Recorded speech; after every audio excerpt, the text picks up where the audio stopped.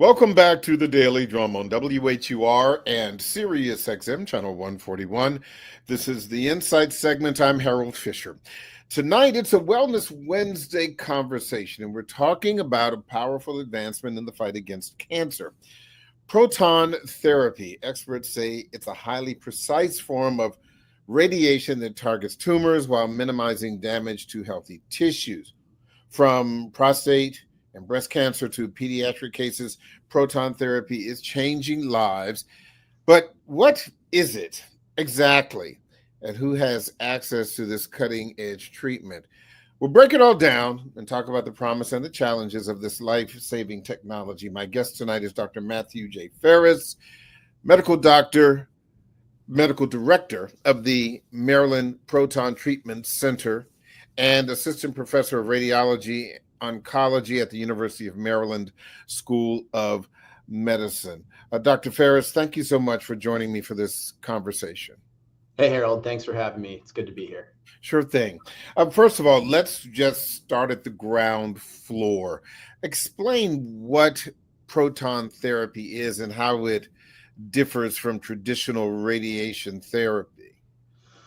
So radiation therapy has been used in cancer care for decades. I mean, as early as the early 1900s, they were sort of figuring out rudimentary ways to deliver radiation to treat different cancers. And as the tech improved, which was engineering and computing, the techniques got more sophisticated.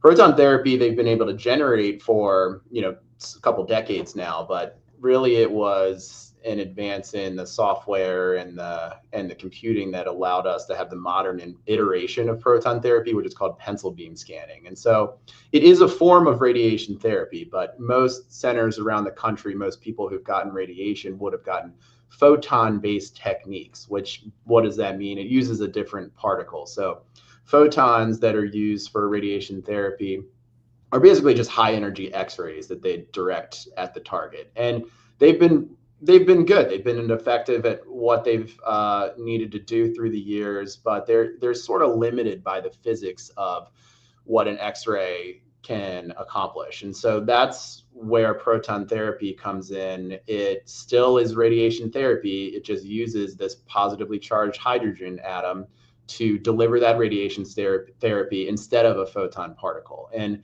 that has some advantages in terms of how it interacts in the body. Basically, you can send this particle to a very specific depth or position in the body, and it abruptly stops. Sort of a weird physics phenomenon called the Bragg peak.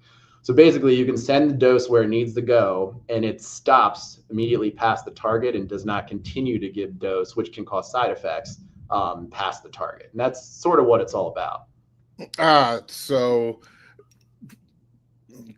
forgive me because I got my medical degree out of a Cracker Jack box, but it sounds as if it is highly precise. That's a good way to put it. It's very sophisticated and very precise. So we have, the actual delivery localized down to millimeters of accuracy. And what it lets us do is basically treat what we need to treat the same thing you would get treated with photon therapy, but there's less collateral dose. There's sort of less exposure to things that don't need the treatment. So the therapeutic dose, the dose the cancer needs to get to be controlled, is similar, but all that extra stuff that doesn't need to be there and is just a consequence of delivering the treatment, that's what's different between the two. Interesting. When we talk about the types of cancer that are most commonly treated, what are they, and what would you perhaps not treat with proton therapy? Radiation in general has more of a role for solid tumors. And what does that mean? That means lung cancer, head and neck cancer, breast cancer, prostate cancer, more so than things like leukemia. So blood cancers are more commonly treated with high dose chemotherapy and things like that. Everything else, radiation therapy often has a role. And really anything you can treat with photon therapy, anytime radiation's used, you can use proton therapy instead and sort of derive some of these advantages that it has.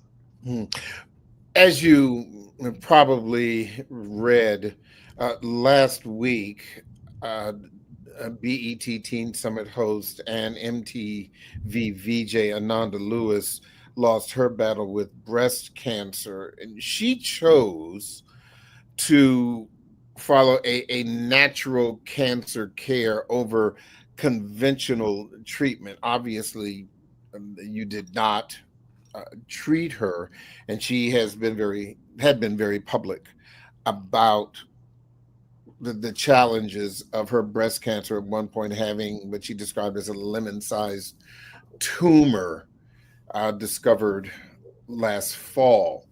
Um, Outside of a huge tumor like that, and where the cancer may have spread to other parts of the body, but at what stage um, would proton therapy what is the extent of its work? Obviously the beginning stages, like stage one, we for example, at the very beginning stages, but do you believe that it can still be effective in stage two, stage three? Run that down for me, please.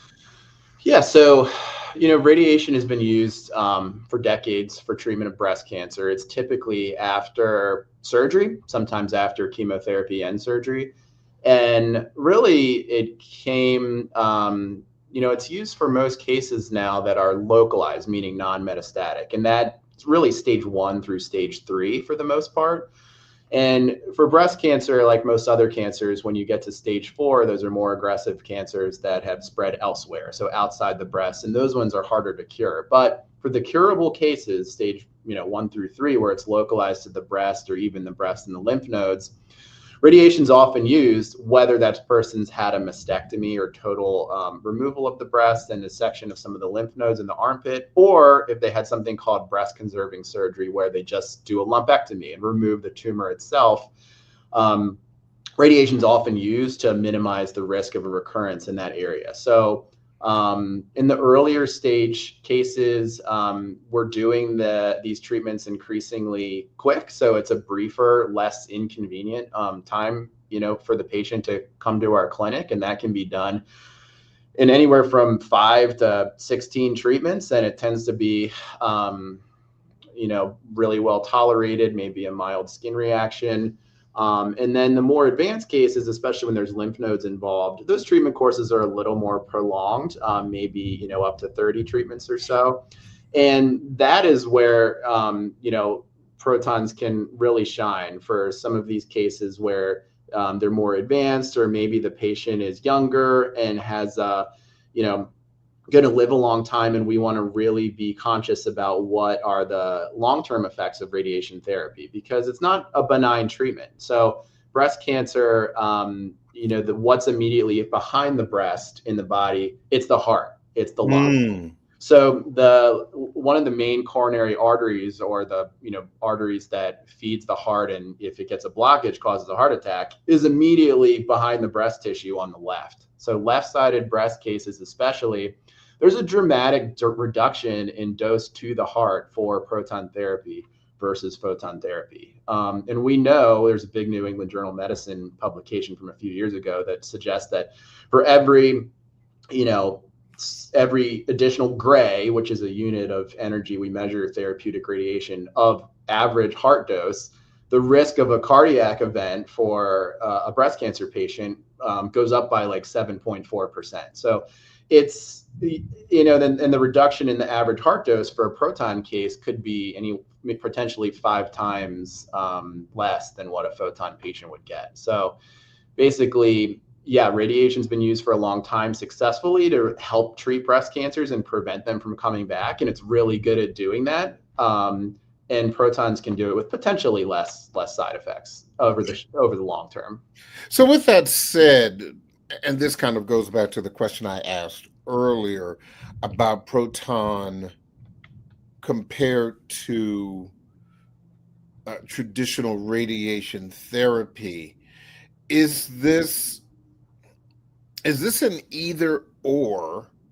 I mean, are there conditions in treating cancer where you may say that traditional radiation therapy may be more appropriate compared to the highly precise, my words, Yeah. obviously, a proton therapy?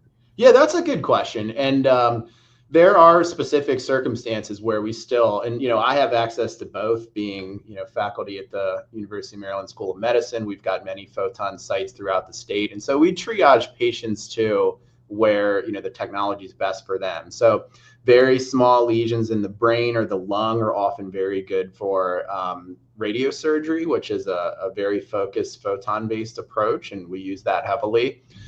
Some cases are just fine for photon therapy. Simple palliation where we're trying to relieve symptoms for cases that are metastatic, for example. Those are often very fine for photon therapy. And even some curative cases, there's usually some benefit in terms of the dose distribution and where the dose is going for proton therapy, but it's probably not as impactful for some, patients versus others. We know for,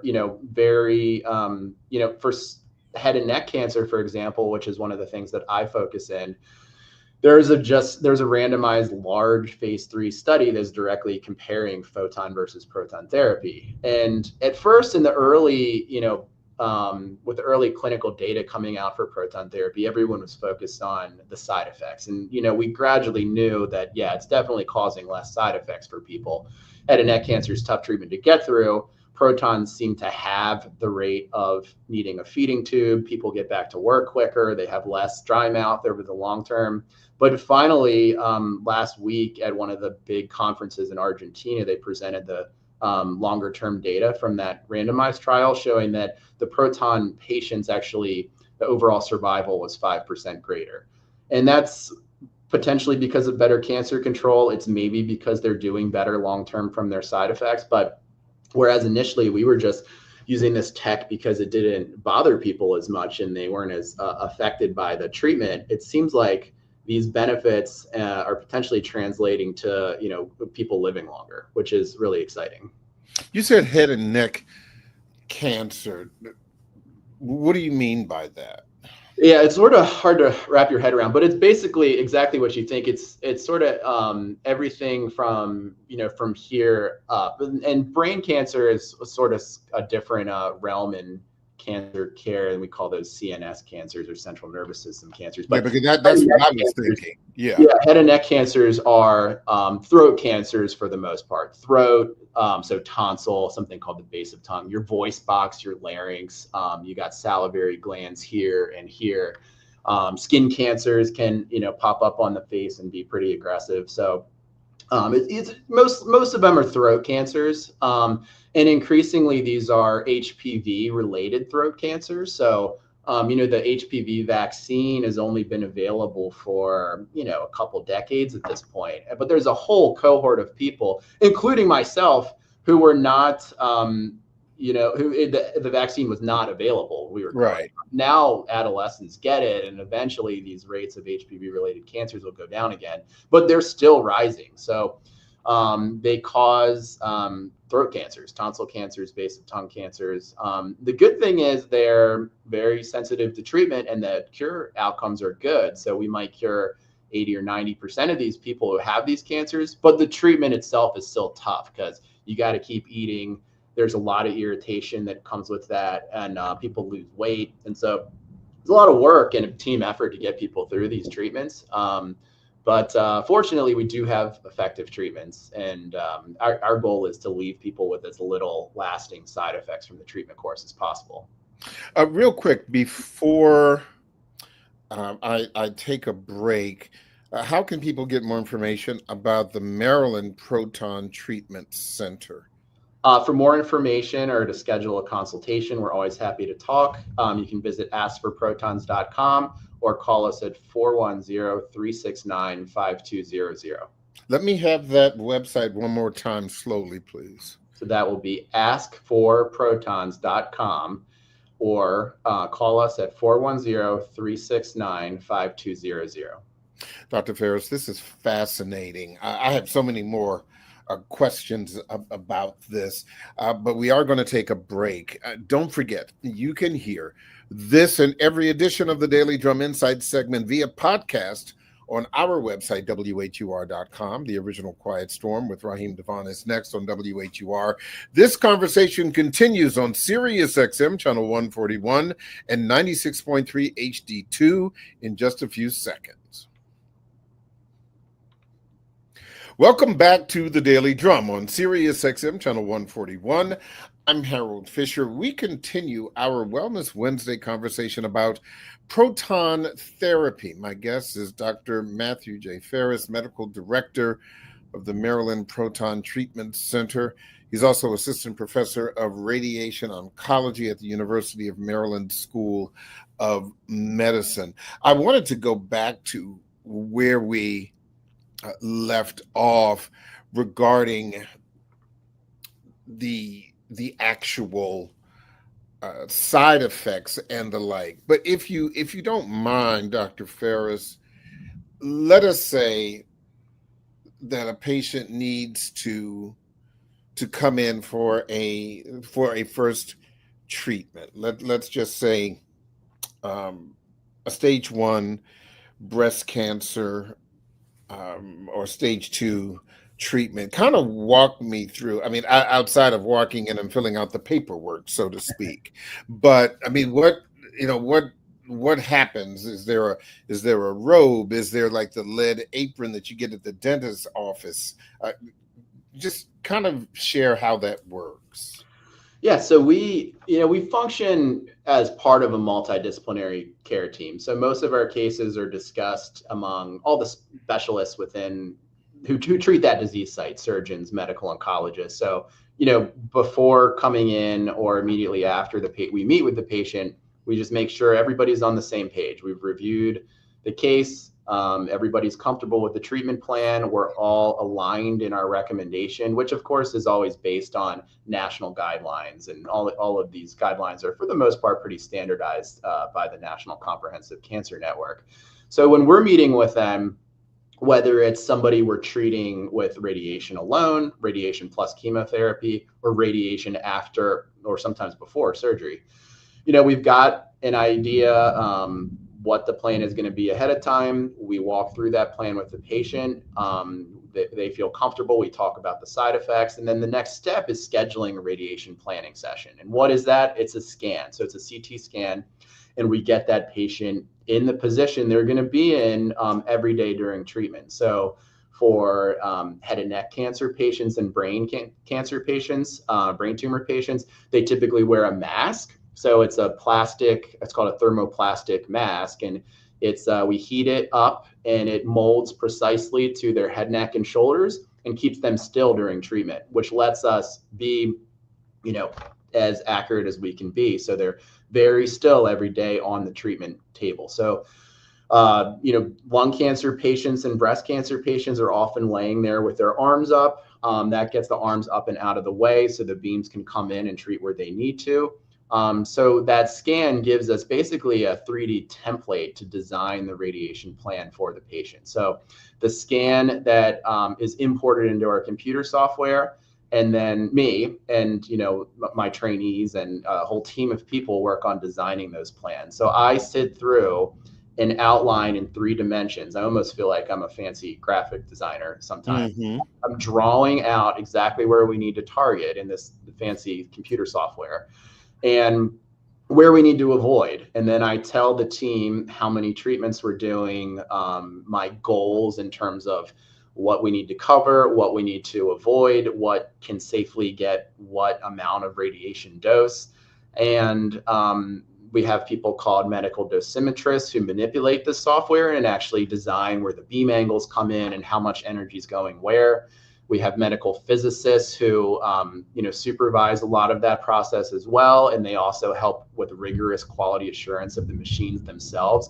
We actually have engineers from the manufacturer on site 24 hours a day to keep this thing running. There's a cyclotron back there behind the walls that basically is always running to generate these particles. and it's extremely complex. It generates, the proton particles, and then they're accelerated using a bunch of magnets down the beam line. We can actually only be treating one patient at a time. We've got 4 rooms where we treat patients. And so we line the patients up, and they actually, when they're ready for the beam, they have to wait in a queue for access to the beam. So there's a lot of logistics that go into delivering the treatment.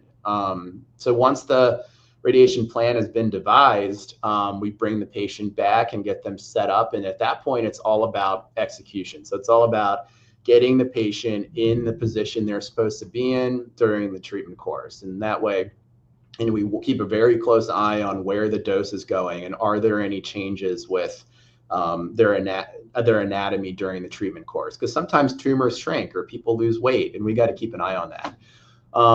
We see them regularly during treatment and manage any side effects they have. And then typically once we're done, they get a break for a while. So they get to go home and just recover for a month or so before anything else, including scans, would be needed again. Let me go back because, again, I have no familiarity with this process whatsoever. But once you're in the room, once the mask is set, the team and all of the human capital that is involved in this is set, how long might the actual treatment take with once you get access to the proton beam, as you said? Depending on where we're treating kind of dictates how many beam angles we need to use. And so it could be anywhere from 2 to 5 different positions around the patient where the energy is being delivered. Our average treatment time on the table is like 35 minutes, but it does vary a little bit. So for breast cancer, we usually use 2 beams. For head and neck cancer, we're usually using 4 or 5. And so it does just depend.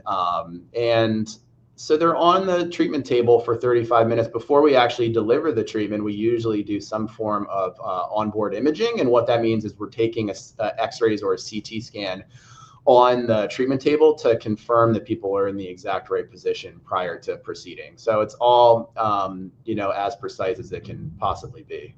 Is the patient conscious? They are. We do sometimes have to sedate pediatric patients because they're just a little too little to hold still. But adult patients are usually awake. They come in, they get their appointments, they leave and don't feel any different than when they walked out that day. It doesn't hurt, you can't feel it. It just feels like getting a scan. It looks like you're in Star Trek when you're in the treatment rooms because it's pretty wild looking in there. But they just lay on the table and it doesn't feel like a thing. There are side effects and they build up from the exposure over time, like you would basically be getting a little bit of a sunburn reaction for some cases, and the side effects sort of depend on where you're treating. So you're treating a head and neck cancer, you're going to get a sore throat, you're going to have some pain with swallowing. You get a lung cancer, sometimes those patients get a little esophageal irritation, which feels like heartburn. It just depends where we're treating, what the side effects are going to be. But it's predictable. So you can, I can look at somebody and look at their radiation plan even before they start. I could tell them exactly what they're going to experience and pretty much when they're going to experience it and when it will get better. It's all pretty predictable, actually. Talk to me about, outside of the side effects that you just mentioned, the potential risks or complications associated with proton therapy. Are they reduced when compared to traditional radiation treatments, or does it just depend? It depends. The one thing that will essentially always be reduced is radiation therapy does have some ability to induce mutations in the body. What can that mean? For a very small portion of patients, years down the line after radiation exposure, they can actually get a cancer from that radiation exposure. Just like, we don't want to be running around giving people unnecessary CT scans, or people who, get exposure through work from, radioactive sources and things like that. We limit those doses those people get because over time they can contribute to cancer formation. So What's different about protons and what will always be better is there's less of that collateral radiation exposure, and they should have less risk of getting a second cancer down the line. It's not that common of a thing to happen in general, but the risk is definitely less with proton therapy. And then in terms of other side effects, there's been a lot of, big single center series, even multi-center series showing side effect advantages. And the randomized trial data is now maturing and starting to come out. So head and neck was one of the first sites where that was coming out. Esophageal cancer is one of the sites where that has come out. We're sort of waiting in the next couple years to see what the breast cancer and the lung cancer data shows. So it's an exciting time, because finally the head-to-head comparison in these big phase 3 randomized trials will be, we'll have the results of those and be able to tell, that's sort of the gold standard in medicine. We'll be able to quote people definitively what are the advantages in terms of side effects or even cancer control. This may sound like the same question, but outside of the cure, which obviously is the goal, what impact on someone's quality of life might this have on their prognosis down the road? Let us say, using layman's terms, in a breast cancer patient, they got it, I'm in remission, whatever. But short, other than getting it, curing it, what other concerns might there be? I try to paint a picture where their course of proton therapy will be like a blip on the radar. Basically, it's something they'll have to go through. It's not going to be the most fun, couple months they've had. Nobody wants to go through cancer treatment. It's disruptive. So it's disruptive for anybody. Younger adults are working and have families they're supporting, and it's really stressful. And then older adults are often helping with childcare or care of their spouses. And it's also really, really stressful and not how they want to be spending their retirement years or whatever. So I just try to paint a picture where, yes, there's a couple months we're going to have to get you through this, but this technology, these modern approaches we're using, our goal is to make it so that over the intermediate to long term, this is not going to affect you that much. We want to, there's a timeline of it takes a while to recover in the aftermath of an intense cancer treatment. But my goal is for people to be functioning pretty much like they were before they had cancer in the aftermath of their cancer therapy. So that's really our priority, is not just the cure, but kind of preserving that quality of life and just letting people get on with their lives and forget about this until, except for when they're coming for follow-up visits, and just keeping a little bit of an eye on things. So I just want them to be as unaffected in the aftermath of treatment as possible. You mentioned the treatment of children. What are the most common forms of cancer that this proton therapy treats in young patients? Pediatric cancers are rare in general, actually. Thank God. I mean, they are not common cancers, and even the most common pediatric cancers, there's only a few hundred cases in the U.S. every year. So, pediatric cancers sometimes can be leukemias, and we as radiation oncologists don't have that much to do with those. But the most common pediatric cancers, there's a couple cancers of the kidney or the adrenal gland, which are reasonably common, and radiation has a nice role. There's a couple brain tumors that can be common in the pediatric population. But in general, thankfully, they are not common cancers to deal with. But consequences of cancer treatment can be profound in pediatric patients. They're still growing. So radiation exposure can lead to effects on all kinds of things. The growth, you don't want them to give too much dose to their heart and give them heart issues down the line. You can cognitive effects potentially for brain tumor patients. So, proton therapy has emerged as the clear standard for most pediatric cancers at this point. And it's really made a lot of benefit over the long term for these patients who need radiation for pediatric tumors. How would you say that proton therapy has changed or advanced since it began as a common treatment? The earlier versions of proton therapy, there was something called passive scatter technology, which the very earliest centers in the US and actually more commonly even in Europe used this sort of precursor technology, which was not as sophisticated. You could not shape the beam as readily. There were more side effects. You sort of had to give the full dose to the skin surface. So there's really a lot of a skin reaction. So it was really only once pencil beam scanning or spot scanning technology became available. We were the first center on the East Coast with this technology that proton therapy has been able to take that next step.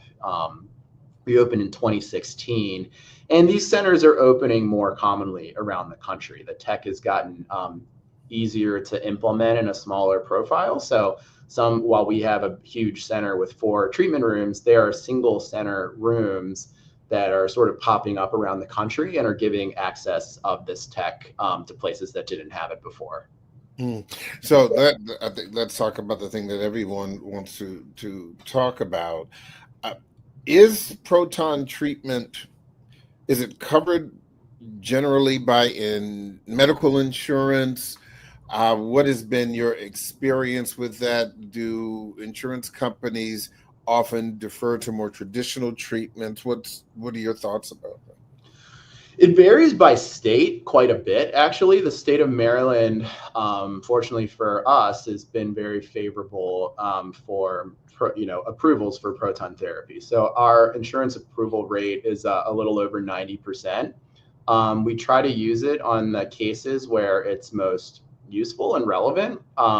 We do sometimes have to show to patients' insurance companies the benefits of what a proton plan would yield for the patient. So a lot of times we're generating a comparative photon plan and actually sending visuals and data about these plans to the insurance companies. And sometimes I'm making phone calls, peer-to-peer conversations with the insurance companies to make an argument for proton therapy. But it is harder and harder for them to issue denials for proton therapy as the data becomes stronger and stronger, supporting a benefit. So the patients in general, we wouldn't start a patient who's not insurance approved. And fortunately, most patients, the insurance covers it just like they would anything else. It's no more expensive. In the state of Maryland, it's no more expensive to the patient or to the insurer.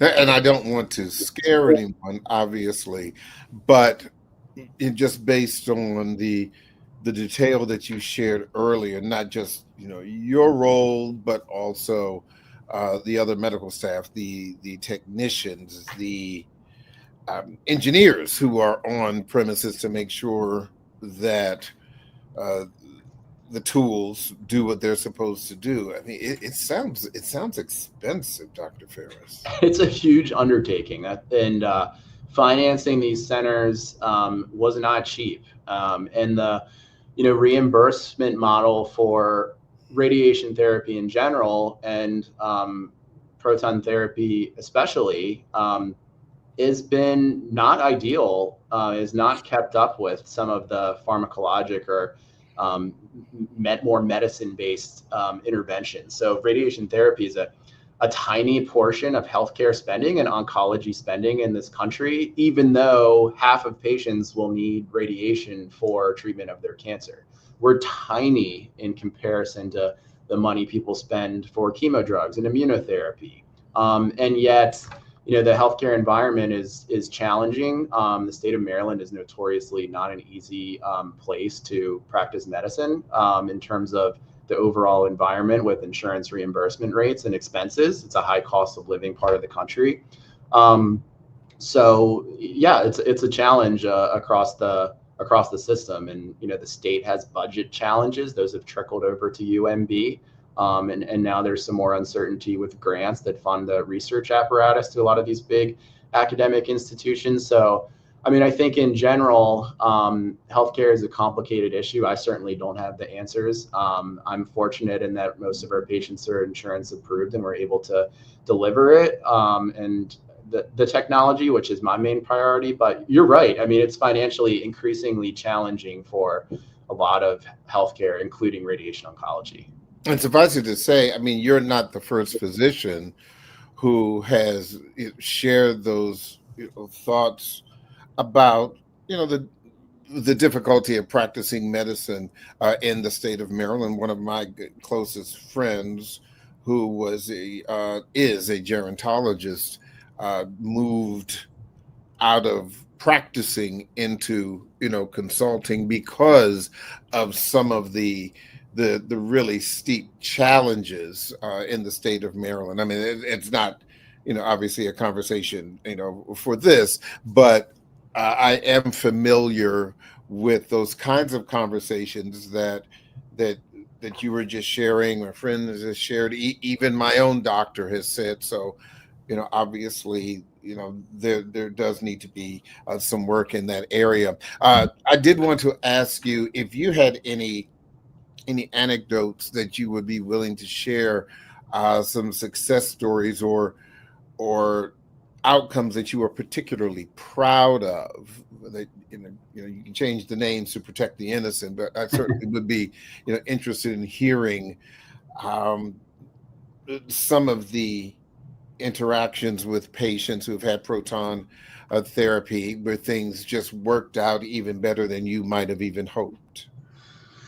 I think some of the most rewarding and reinforcing encounters that I have during the course of my week are these patients that are coming in to see me, maybe a year or more after treatment.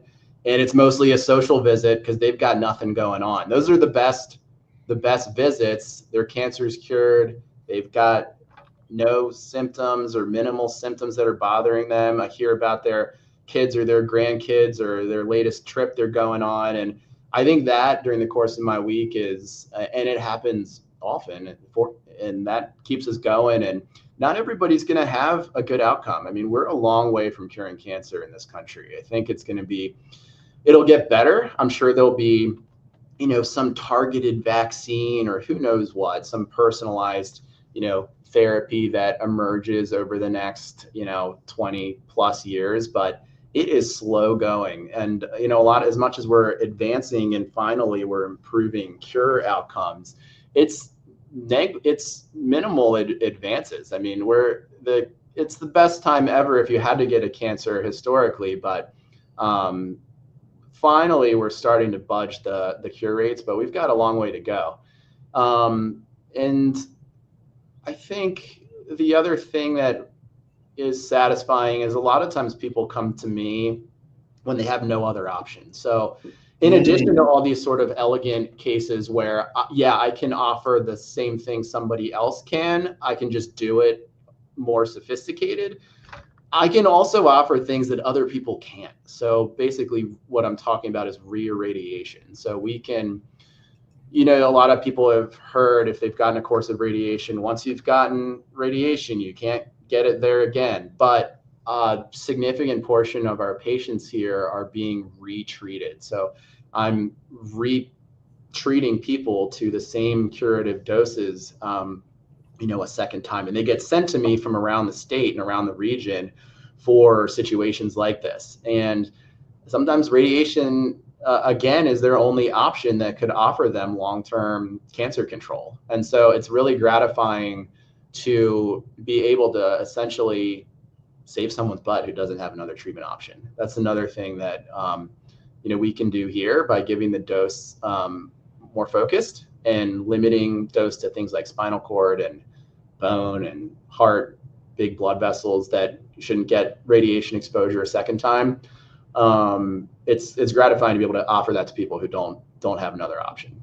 I was about to ask because it sounds like because of the highly precise treatment that this would allow, if that same area of the body needed to be retreated, makes things easier. It does. And also, we, being part of an academic medical system, I Yeah. specialize. So a lot of radiation oncologists in the community treat a little bit of everything. And so they might, do a couple head and neck cases a year, a couple lung cases a year. That's all I do is, head, neck, lung, skin. And so it's a lot of patients and a lot of expertise that are dedicated towards these more complicated and niche situations. So the having the tech available lets me accomplish what is a riskier treatment.